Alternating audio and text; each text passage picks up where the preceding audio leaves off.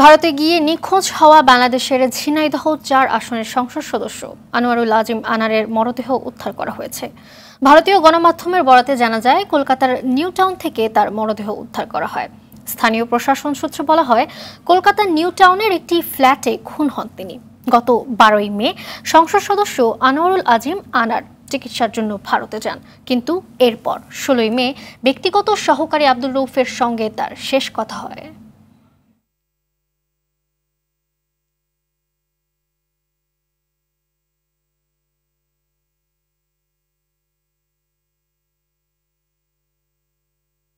দর্শক, এ বিষয়ে কলকাতা থেকে জানাচ্ছেন সহকর্মী পরমাশিস ঘোষ রায়।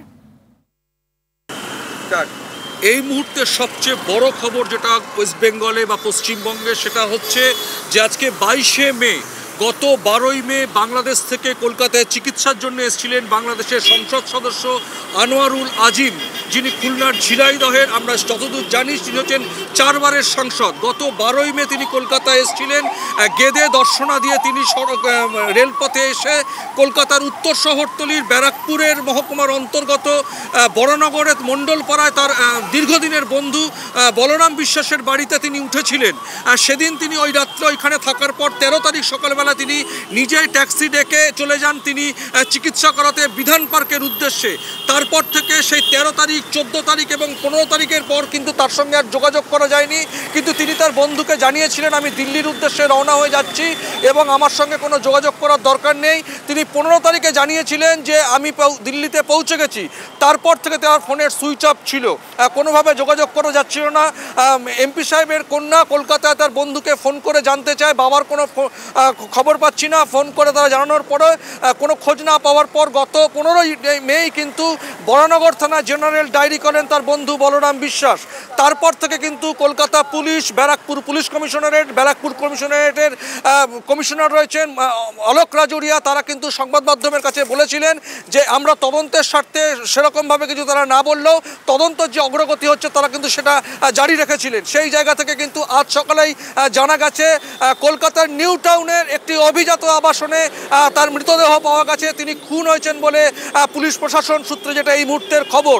গত ১৩ই মে নাকি তিনি খুন হয়েছেন, যেটুকু এখনো পর্যন্ত কলকাতা পুলিশ জানিয়েছে।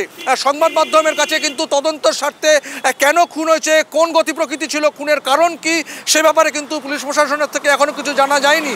যতদূর জানা গেছে ১৩ই মে ওনার অনেক অপরিচিত মহিলার সঙ্গে তিনি এক্সাইজ ডিপার্টমেন্টের একটি অভিজাত আবাসনে তার একটা ফ্ল্যাট সেখানে ভাড়া ছিল একজন, তার বাড়ির সেই ফ্ল্যাটেই কিন্তু সেখানে গেছিলেন।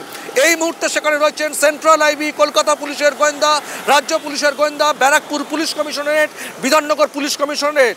ইতিমধ্যে তিনি খুন হয়েছেন, এটাই কিন্তু এই মুহূর্তে সবচেয়ে বড় খবর। গত ১২ই মে তিনি কলকাতায় চিকিৎসা করাতে এসেছিলেন। তারপর থেকে তিনি গত ১৫ তারিখের পর থেকে তার ফোনের সুইচ অফ ছিল, তার কোনো হদিশ পাওয়া যাচ্ছিল না। জেনারেল ডায়েরির পরে কিন্তু আজকে সেই উৎকণ্ঠার কিন্তু যেটা ছিল, সেই উৎকণ্ঠার কিন্তু একটা পরিসমাপ্তি ঘটলো। সেই অর্থে জানা যাচ্ছে তিনি খুন হয়েছেন। এটাই কিন্তু এই মুহূর্তে পশ্চিমবঙ্গের সবচেয়ে বড় খবর। বাংলাদেশের ৪ বারের সাংসদ কলকাতায় চিকিৎসা করতে এসে নিউ টাউনের ১৩ই মে খুন হন বলে এটাই এই মুহূর্তে পুলিশ সূত্রের সবচেয়ে বড় খবর। পরমাশিস ঘোষ রায়, কলকাতা। কলকাতা থেকে জানাচ্ছিলেন পরমাশিস ঘোষ রায়।